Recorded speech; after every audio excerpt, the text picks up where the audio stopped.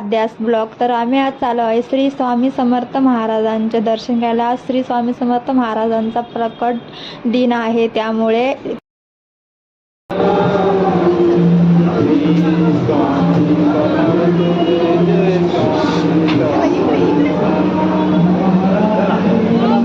लाडो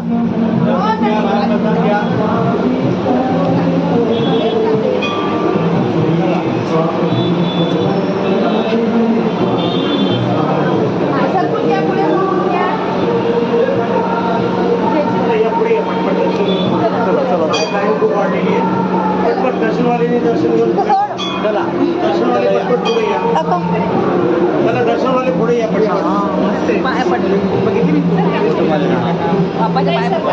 bye, भेटूया next blog मध्ये.